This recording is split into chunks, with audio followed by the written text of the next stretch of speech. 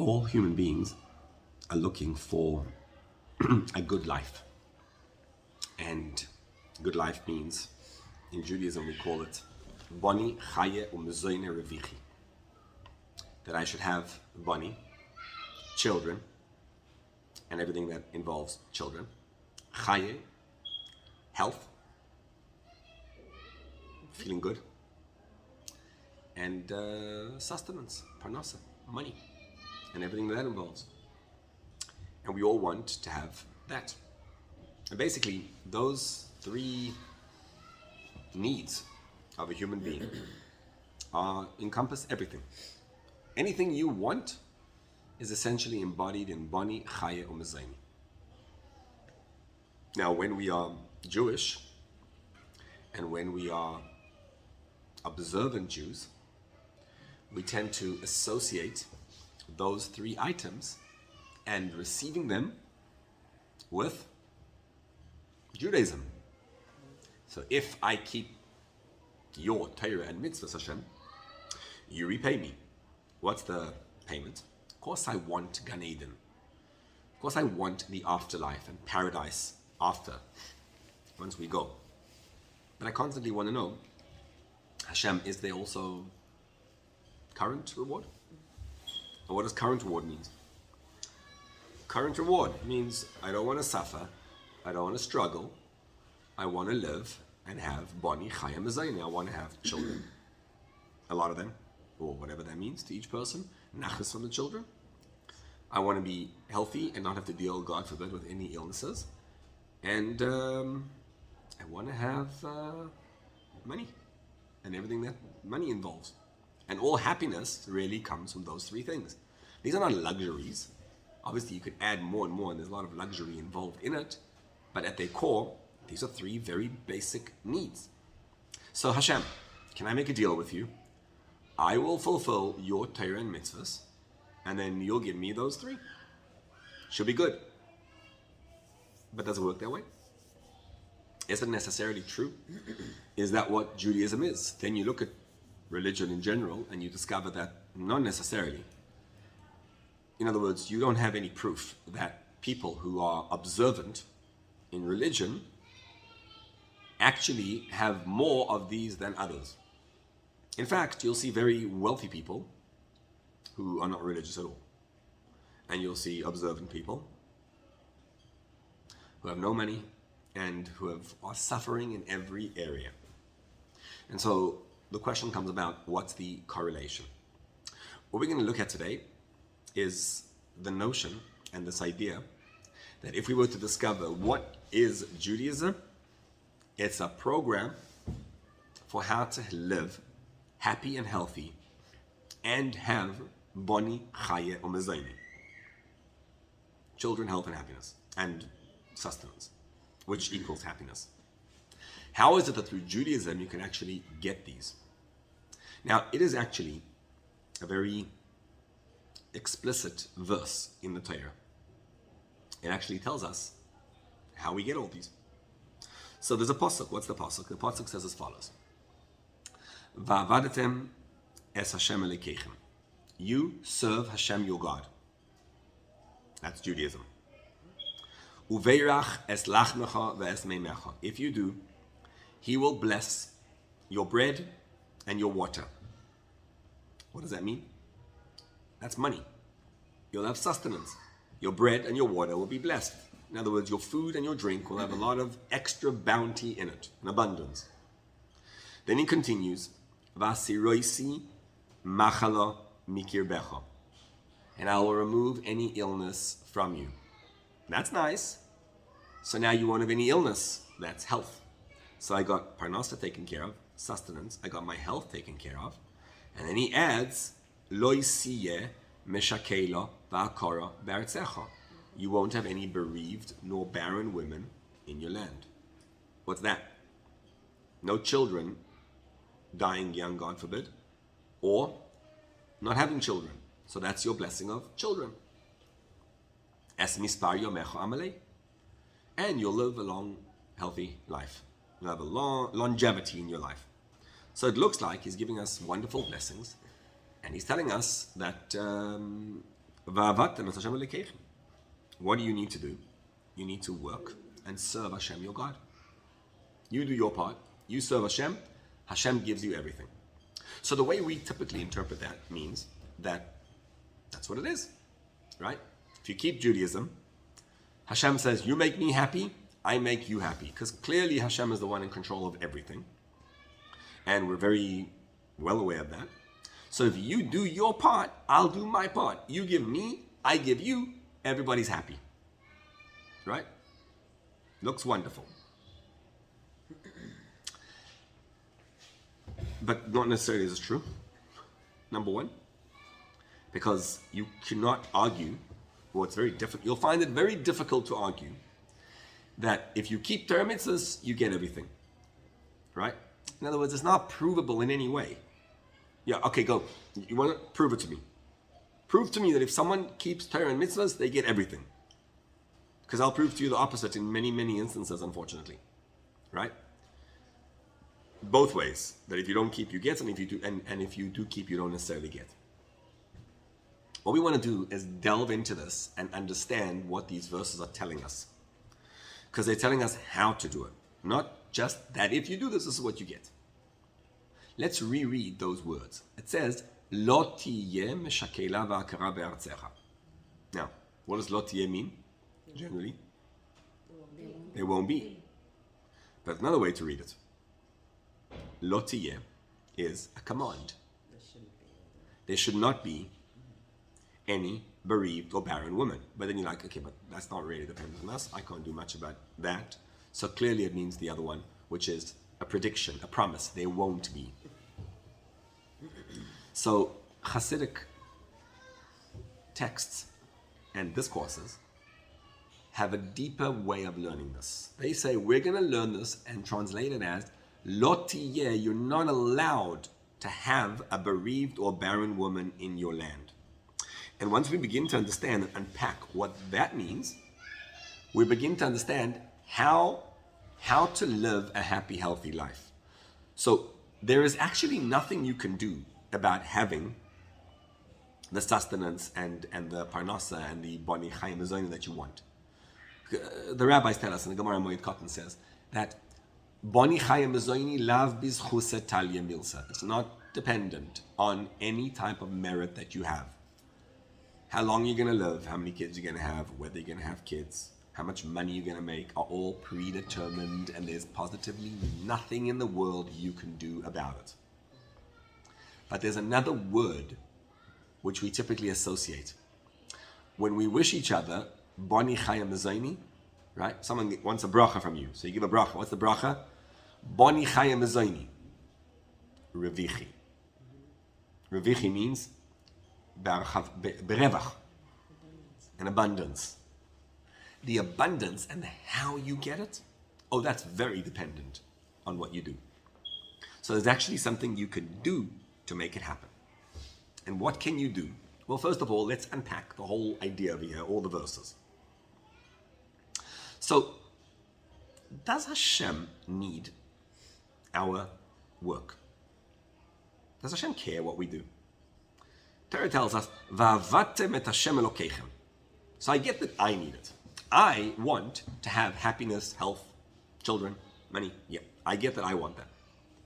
But what does Hashem want from me? You say Hashem wants, I don't know, he wants nachas. What does he want? But Hashem does he want a connection? Hashem is unlimited. So what does he want from me? There's nothing you as a human being can give Hashem.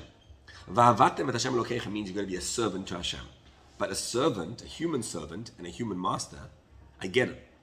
The human master is lacking. He may have all the money in the world, but he's lacking because he's human. Right? And so what can you possibly give him?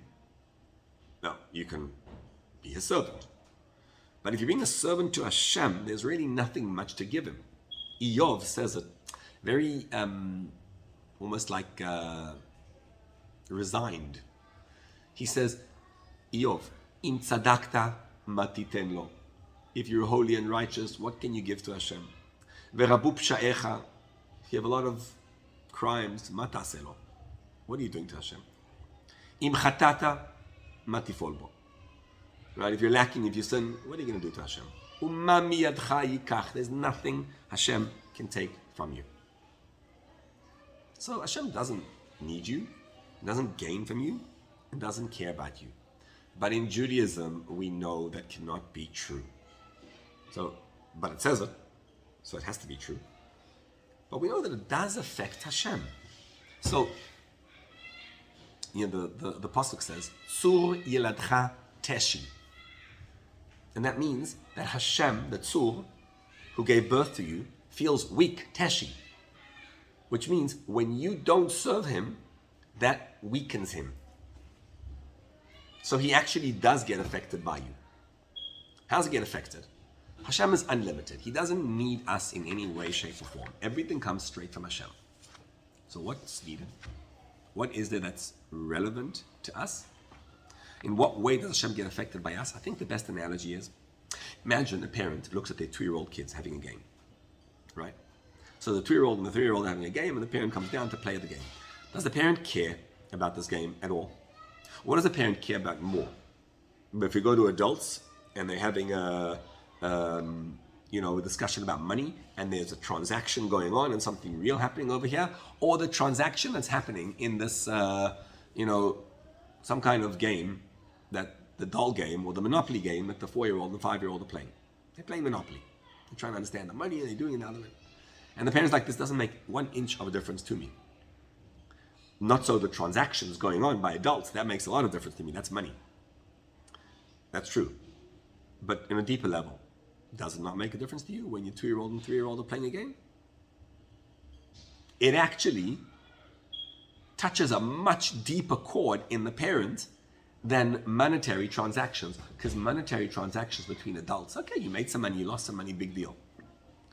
But if your 2-year-old is, when you go to later on, you grow as an adult, therapy is all about going back to your childhood memories and what you felt as a 2-year-old and the injuries that were caused on you,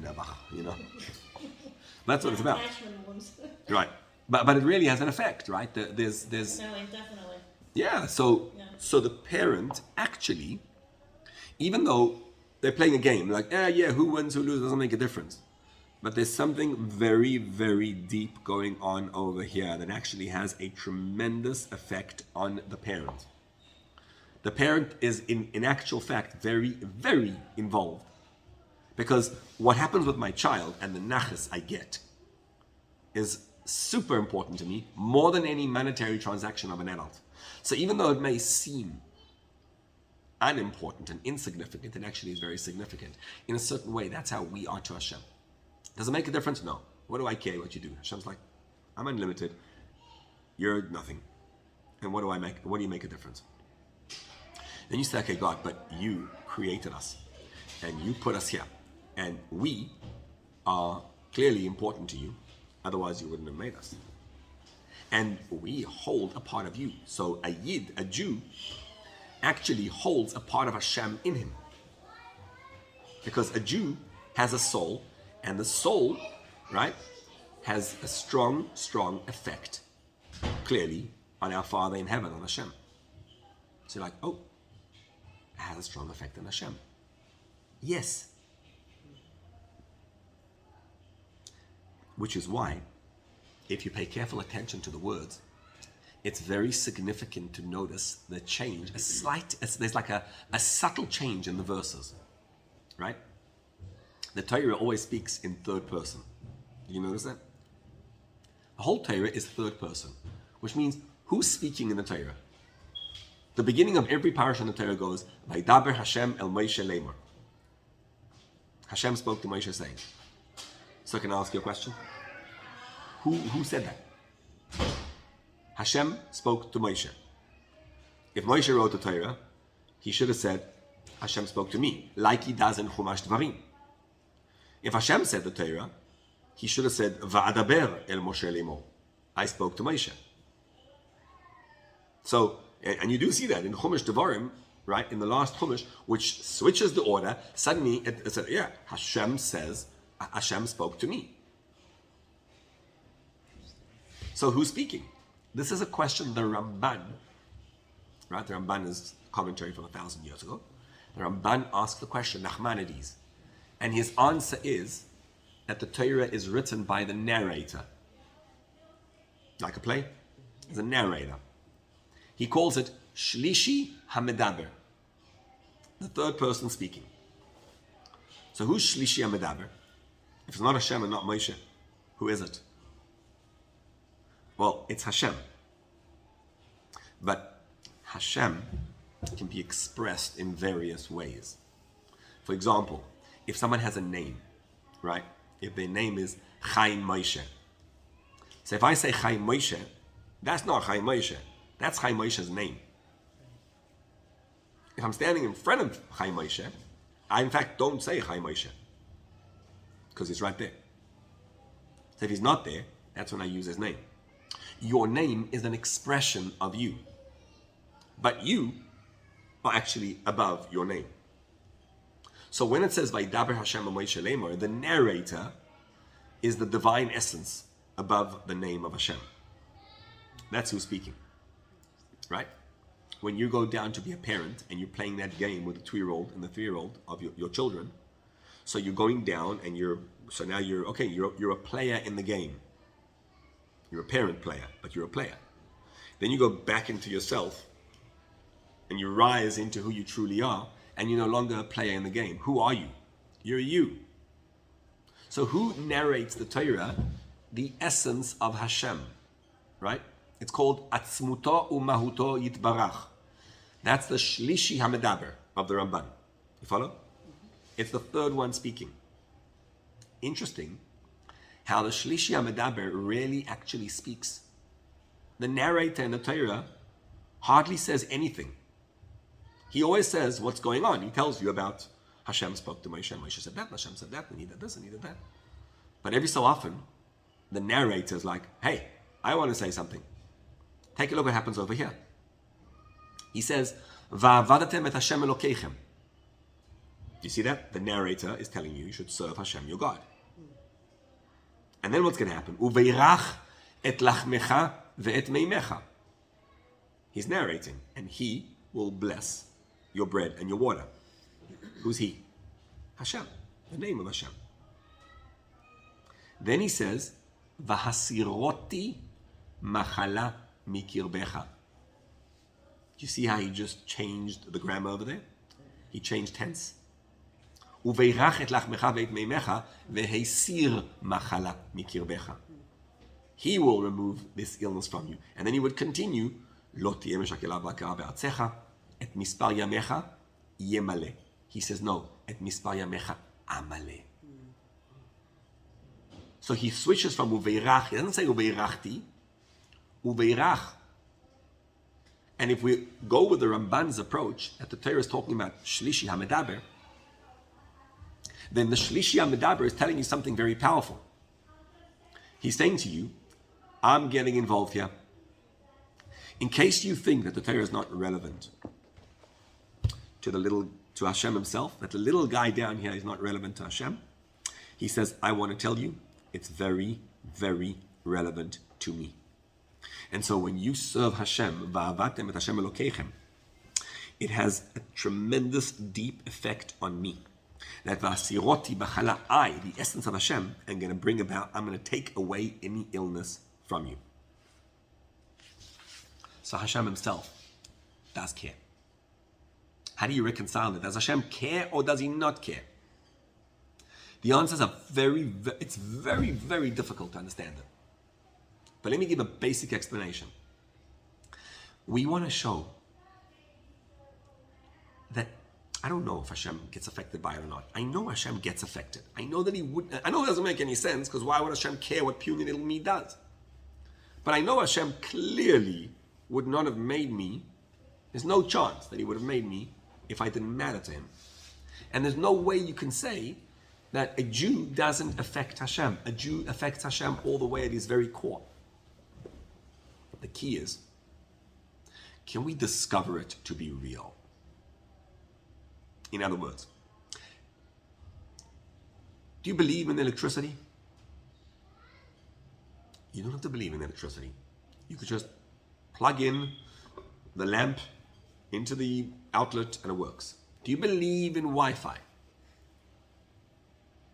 If you get the Wi-Fi code and you plug in your phone into the air and it works, you believe in Wi-Fi. And do you believe that planes fly?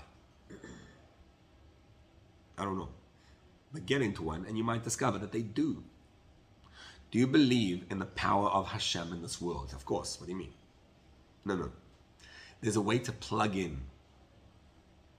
And if you plug into godliness, you activate a godly force. We believe that it's all belief, right?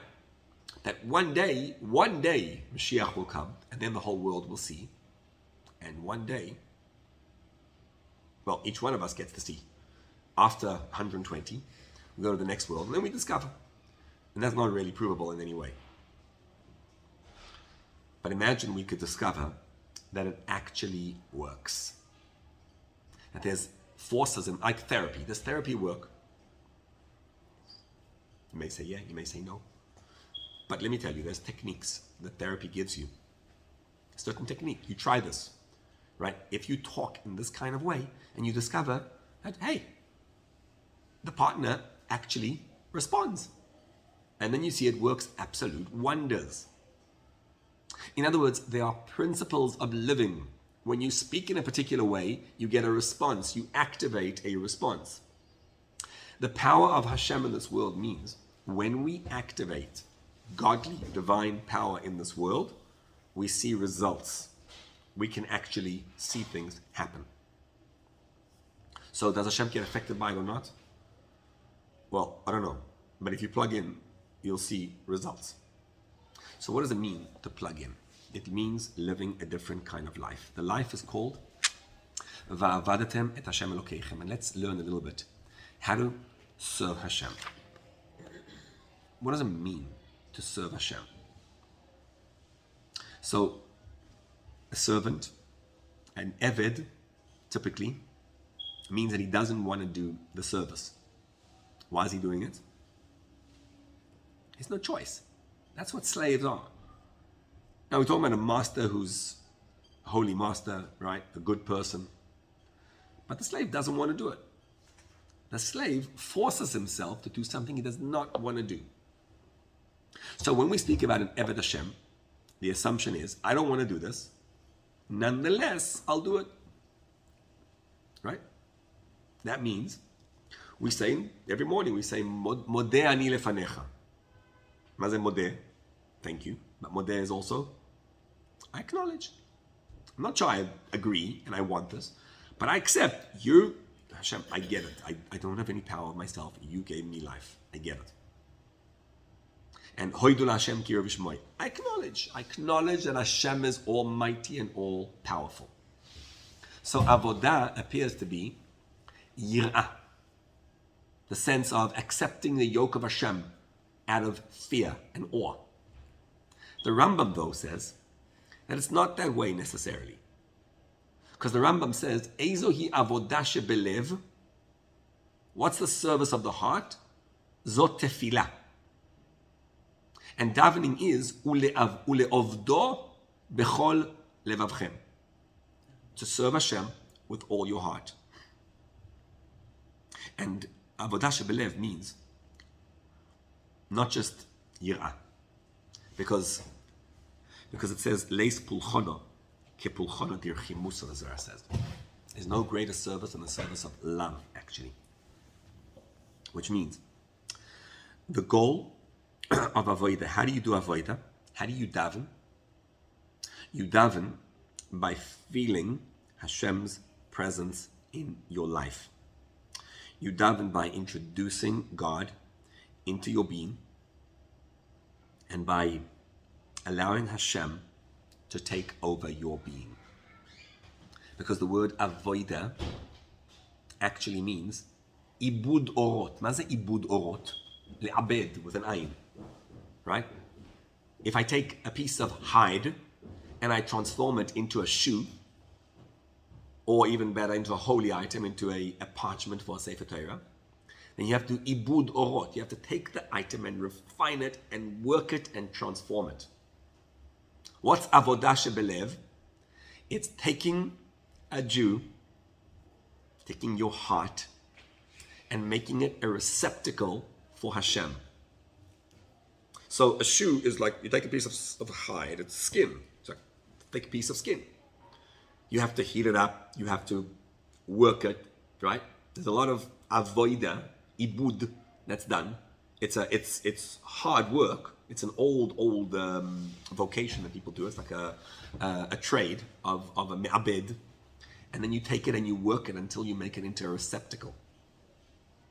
And it's actually considered a very smelly job, because you don't smell good when you do it. So you have to work with a lot of dirt. That's exactly what a human being needs to do. Our avoida, our work, is to take the human being, that is me, to refine him, to work him. It's not the soul that needs to be fixed, it's the animal. There's like an animalistic being to us.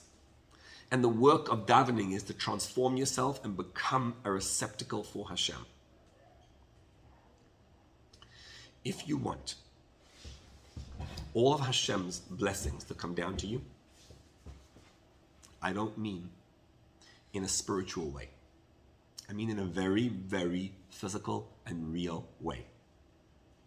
The first thing you need in order to get blessings down is to have emotional and mental health. Nowadays, it's probably the most important thing of all. We talk about this all the time, right? Emotional health, mental health. Nowadays, it's a big, big thing. Because we have all the abundance in the world. But the abundance that we have often means zero, because we lack in emotional and mental health. And having that's called va'avadatem et Hashem Elokeichem. It's not to serve Hashem. It's to work Hashem to become Elokeichem. See the difference? Is Hashem your God? Or do you have other mental health challenges that actually guide you and are your God?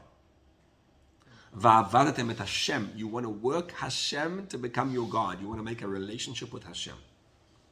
So we're not learning here about how to serve Hashem. We're learning about how to live emotionally and mentally healthy. That you're not suppressed. That you're able to express yourself, you're able to feel, and you're able to connect. Because all the boni chaya umazoini in the world, all the children, happiness, the health, and the sustenance in the world that you'll have mean nothing if you don't know how to receive it. And if you know how to receive it, then you change the boni chaya umazoini you have and make it revichi, you make it abundant. So let's learn how to do this. How do you do avoida? The Torah tells you, Lo tiyeh משכלה ועקרה בארצך. You're not allowed to have any bereaved or barren woman in your land. And here comes the Hasidic teaching. Hashem, I don't control barren or bereaved women. Those are totally in your control. Yep, true. But there's another type of barrenness and bereaved that you could control. And that is this. A barren woman means she doesn't have any children. A bereaved woman means she has and loses them. Let's look at children in a different light. Children are the offspring. So there's parents, and parents give rise to children. In our avodah, in service of Hashem in the heart, we also have, we're going to call them, right, figuratively, parents and children. Parents are intellect, and children are emotions. If you discover that you are emotionally underdeveloped, perhaps even as someone once told me, the word he used was, I'm emotionally retarded, he said, of himself, which is good. Emotion is, well, we're all looking for emotion, aren't we? We want to feel it. We pay to feel. The whole entertainment industry is essentially designed to give you feelings. Some of them, by the way, are feelings that are anxiety. People pay for anxiety. To go watch a horror movie means to pay to be anxious. To read the news is generally to pay for anxiety also. Right? Yeah. Why is it that emotions are so hard to come by? Why is it that it's often so hard to feel? When a couple says, we fell out of love. We were married for 25 years, and then we fell out of love. You ever heard that today? That happens? Right. What does that mean? I fell out of love. That means it makes sense. I don't know. We're great partner. Yes. Just not interesting anymore. So what just changed? There's something wrong in the development of the human being, which is leading to the inability to feel. And what happens when parents can't feel their children? That's where alienation happens. It all comes about in the inability to have an experience of feeling towards one another. And you want to know why we don't have feelings, why we are barren. What makes a person barren? So there could be two reasons why a woman could be barren. I mean, there's many reasons in fertility, in the world of fertility, but we're going to discuss two general ones. One is, it says of Sarah, our mother, our matriarch, it says, Sarah, ein la vlad, ein la beit vlad. She didn't have a womb. That's one reason. What does it mean to not have a womb? So, if the intellect, right, if I think about something, really I should have an emotion right away. So if I think how this person, thank you so much, you want to marry me, and you married me for the last 25 years, and it's great, and I have an intellectual connection with you, then why is it that I can't feel emotionally attached to you? Why doesn't intellect give rise to emotions? Well, one answer could be why you're barren is because you don't have a womb, which means you don't have a receptacle to hold the intellect. So you have an idea that, it makes sense, this person's good. I'm married to a guy and he's just a wonderful, wonderful personality. A great father, he's a great, a great just person all around. I don't know, I'm just not attracted. What should I do? I should live all my life miserable? That's how people say today. The answer is because when you are able, if you ever tried filling up a cup of coffee, the first thing you need after filling up a cup of coffee is you got to take an empty cup and fill it up. If the cup is full, you can't fill it up. You can't fill up a full cup. You can only fill up an empty cup. And so when a person is filled with all sorts of desires all over, you become a full cup. And you don't have space for anything else. So let's address this in Avodas Hashem. And you'll say, why is it that I can't feel any feelings towards Hashem? I daven, and I sit there. I can reflect on Hashem creating the world every moment. I think about it, and then it has zero effect on my feelings. I don't feel connected to Hashem. The answer is because you have urges and you go by every urge that you have. Nowadays, we're almost like taught to do that. Oh, you have, an urge to do that? You want it? Sure. It's like, right? It's all about, you have an urge, you have this. Sure, absolutely. You have to follow what you feel. What can I tell you? So you got to go by that. Do you identify as a girl, boy? What would you like to be? If that's what you want. Yeah. If that's what you want. So every urge is something you can work on. And something you should have and accept.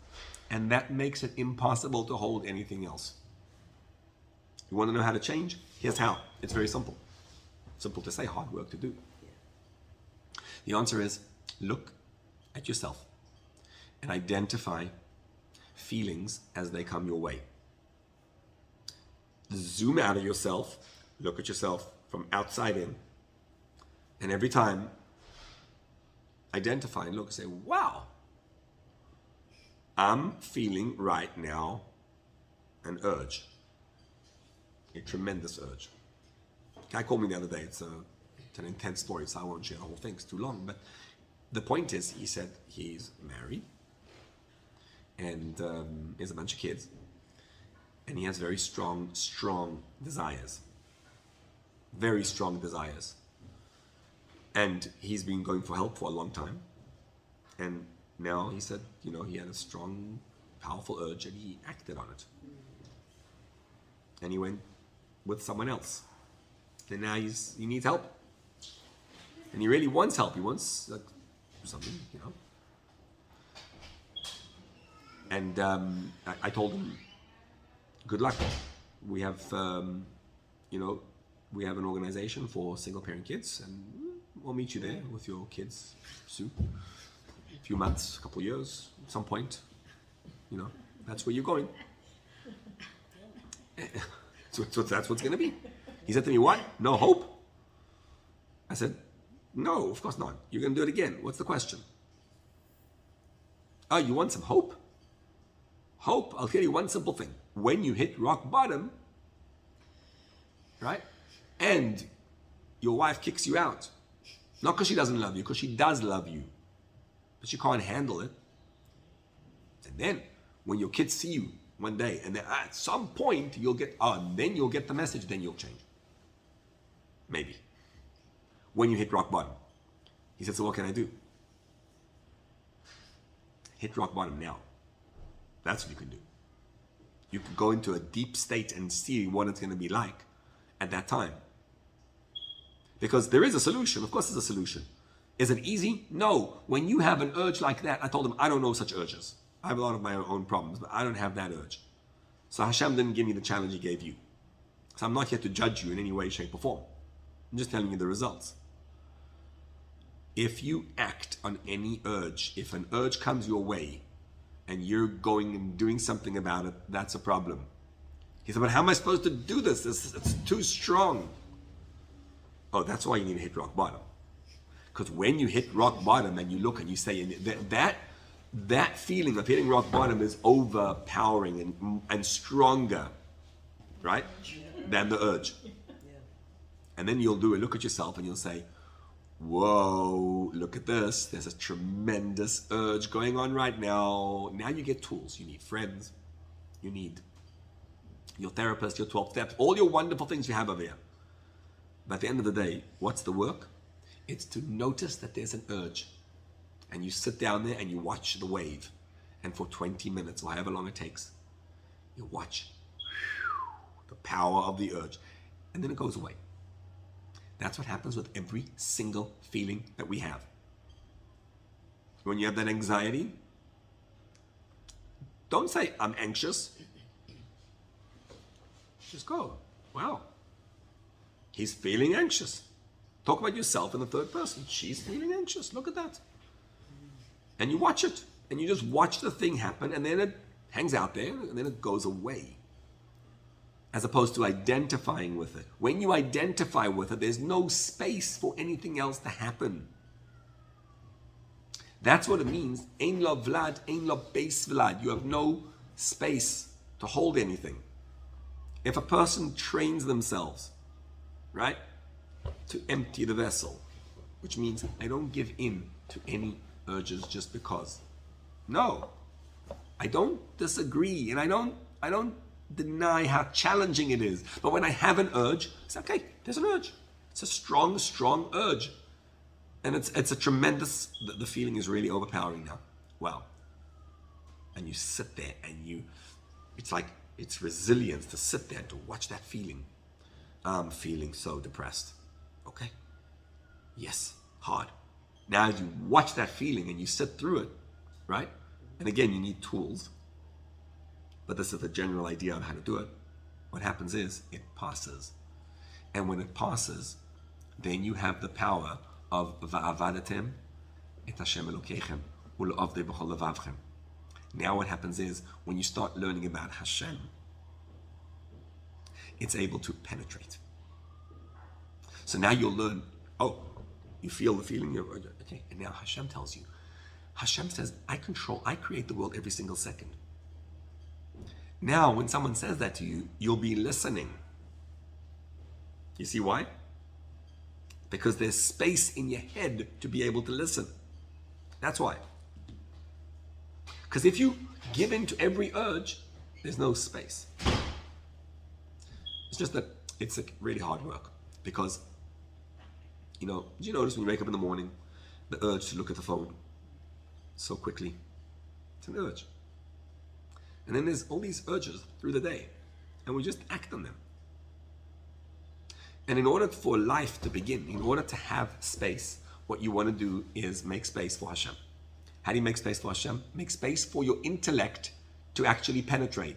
Not everything that's permissible is necessary. Hasidim would say, ha'asur asur. Yes, if it's asur, it's asur. Ha'mutar meyutar. What's permissible is unnecessary. And if you don't succumb to every single time you want to eat and sleep and go on a vacation and have a good, every single thing you do, you learn to get to control. And once you control, there's an empty vessel, there's a space. And now when you learn about Hashem, it can actually penetrate. Something can sink in. The second reason why people don't have babies, fertility issues, no womb. Number two is, sometimes after all the fertility treatments that the person does, they have what's called unexplained infertility. It's interesting. In order to have a baby, even with all the IVF and everything that we have today, you still need Hashem. Because only Hashem can make an egg and a sperm fertilize. Something needs to happen and it just sinks in. And what that means is that the first order of the day is, yes, to make sure you're a receptacle, to empty yourself out of urges. So I'm accepting, I'm ready to accept. I'm learning about Hashem and I'm ready to accept. The second thing you want to do is, the Pasuk says, Or zarua la tzadik. There's a light that's zarua. That's sowed in the ground, and it's available to every tzaddik. A tzaddik is every yud, every Jew. Na'amech kulam tzadikim. Every one of us has an inner light, a beautiful light inside of us. Where is it? Or zarua la tzadik. It's deep down, embedded inside of us. What do we want to do? Fill your being up with that light. Every so often, go to a space and say, wow, I am surrounded by Hashem's light. I feel Hashem's beautiful light on me. I feel Hashem just enveloping me in light. You need to do that. When you're a therapist, you need to do that. It's called, therapists like to call it professional, what's it called? Detachment. Like, right, not to detach yourself. To step back To step back. from the problem, otherwise you Right. have no ability to solve it. We call it, put yourself in the divine light. I was talking to a mother the other day, and her son's very unhappy in yeshiva. And she's working so hard that the kid should be happy. She's like, and her little child, and mom is trying, and she's putting everything into it. And I'm like, you know what's going on? He's playing you. He's got you wrapped around his little pinky. And what you want to do is say, all right, this feels hard because my poor little baby is suffering and struggling so much. And she's like, well, maybe it's real. I'm like, maybe it is. And maybe you want to give him a sense of resilience for life. So how do you do that? You take a divine light and you put it on top of you. You imagine yourself in divine light. Or zarua la tzadik. And you say, Hashem is running everything. Hashem is controlling. It's not me in any way. And when you allow Hashem to take over, you feel His presence. So in order to have babies, which means in order to have feelings, the first thing that's needed is, in this case, right, when your child is acting out and you're going crazy, you just create a crazy situation. You want to help him? Say, wow, I'm feeling very anxious because my child's anxious. Okay, now put myself in a divine light, and now I'm able to help you. Bubale, it looks like you're very, very upset and anxious. It's hard. Yeah, it's hard. Now you can help them. In order for yourself to have feelings, those are the two things needed to do. Notice all the urges. Notice them all. And number two, put yourself in a divine space. And then you allow Hashem into your life. And the third thing needed is, we like to feel kind of like satisfied, which means we want to have finish lines in life, right? We want to, I feel good. So we go to places, you ever notice, we go to things to get finish lines. Like you go to a movie and you want to have satisfaction of, I saw. And then there was the ending, and it's like the happy ending. You know what happened at the happy ending of the movie in real life? Nothing.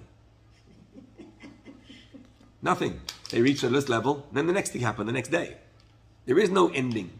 Of course, when you tell a story, you got to start here and end there, and then it's going to be, and we learned that. And that's not a finish line. It's just part of life. Life is a constant happening. It's not like, and then they live happily ever after. And when we get used to that, that becomes something which we get attached to. That's what it means. Lo tiyeh משכלה והכרה. Torah is telling you, you're not allowed to have barren or bereaved women. And what does that mean? You want to have feelings that work and that last. You want to be able to learn about Hashem, to learn about how Hashem protects you and cares for you. And you want to be able to learn how Hashem is creating the world every single second, and you want to have a feeling towards Hashem. You can't be barren. Not to be barren, what does it mean? Notice every feeling that you have in life, accept it and move forward. Don't succumb to every feeling. Don't be a full vessel. Empty your vessel. Go further. Don't allow yourself to be basked in the glorious light of Hashem. Feel Hashem taking care of you all the time. Now, feelings are going to work for you. Now you'll start having feelings, and they'll last, and they'll capture, and they'll endure. The reason why they don't is be'artzecha. Artzecha, we say, is your land, right? אבל למה נקרא שמה ארץ? ארץ לשון רצון. Desire. The reason is because it's all your desire. You're not in it for the real reason. Can you imagine being married to someone who's married to you because they want to feel good? Of course, people want to feel good in the marriage, right? But you don't want to be married to someone who all they're thinking about is themselves. You want someone who's thinking about the other person. In our relationship with Hashem, it's the work not to feel aratzecha, all your desires. And what that means is, there's no finish lines. It's about, what can I do today to help more? If someone comes to me and they want tzedakah, it's like, how will I feel if I give them a tzedakah? You probably will feel very good. But if you do it for that, you're messed up. Your whole avodah is messed up. You can't do it for that reason. You do it because Hashem said so. You do it because I get to do divine things. It's not because I want to feel a sense of satisfaction, right? It's like, I'm doing it for the real reason. Imagine someone gets told, you have 9 months to live. What are they going to do now? Are they going to think about, how much am I gaining from this? What am I doing? Right? When we think we're going to live forever, we kind of like build beautiful houses, and we build things, and we get whatever. Am I happy? We look at that. If a person was told you have X amount of time to live, I hope that they get into a mode and start realizing, get things done. Get as much Torah mitzvahs done as you possibly can. Very interesting. Rabbi Yochanan ben Zakkai, the great Rabbi Yochanan ben Zakkai, when he was passing on to the next world, they asked him, he started to cry. And they asked him, why are you crying? He said, I'm crying because I don't know where I'm going. He said, you don't know where you're going? You know why he didn't know where he was going? Because he never thought about himself. His whole life he was thinking about, what am I needed for? So here's the part. When a person wants to live a happy, healthy life and have Boni chayim b'zoyni revichi, which means take the gifts that Hashem gives you, which is children, health, and sustenance, and to be able to receive them in a way that you actually accept them. And you don't have mental health and emotional health challenges. How do you do that? The answer is allow a baby to take place. Allow your feelings through. Notice all the feelings that you have that block it, the cloggage in the pipe. And notice those feelings and how they stop and they block Hashem. And allow the feelings through, right? So every time there's a feeling, you notice there's a blockage, and then you notice how I'm in Hashem's light. Everything I'm doing is in Hashem's light. And you stop doing things for the satisfaction that you're getting. And you start doing it for the real deal. And what you'll discover is that divine life and light begins to flow through you. And you'll see, you want to know how I know it's real? Because you'll start seeing that when I stop putting myself in the way all the time, Hashem's energy flows. And it's like, it's unreal. Suddenly you see things work. Because suddenly I discover that, wow, when I don't have these negative feelings, I work through them, suddenly I'm able to relate to people and there's divine energy. Because stop blocking Hashem's energy and you allow Hashem to flow straight through. And what's beautiful about it is you look back at life and you discover, because once you look back at life and you realize, oh my gosh, I got my whole life wrong. All the time I was jumping and anxious and nervous and whatever, and it was crazy. Et mispar yamecha amale. Hashem promised you, I'll give you an amazing gift.